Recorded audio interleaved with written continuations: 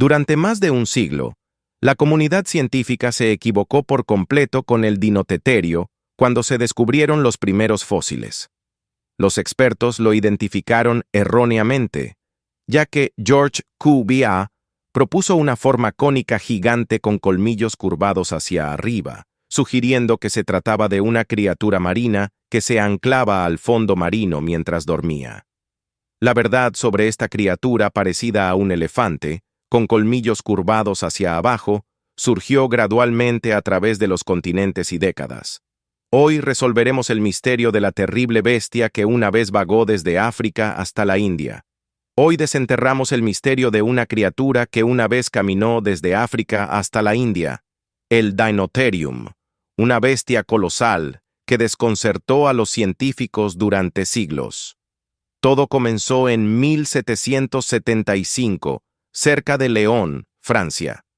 Campesinos hallaron huesos gigantescos en lo que llamaron el campo de los gigantes. Algunos pensaban que eran los restos de reyes antiguos, incluso de un gigante bíblico.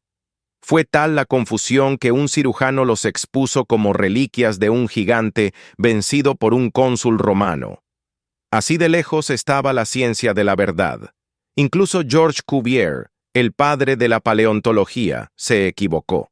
Pensó que el Dinotherium era una especie de tapir gigante con colmillos curvados hacia arriba. Otros creían que era un mamífero marino que dormía anclado al fondo del mar.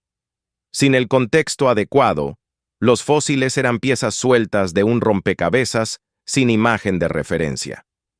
No fue hasta 1829 cuando Johann Jakob von Kaup le dio nombre: Dinotherium, la terrible bestia. Pero aún faltaban décadas para comprender su verdadera naturaleza. Durante el siglo XIX y XX, fósiles emergieron por toda Europa, luego en África y Asia.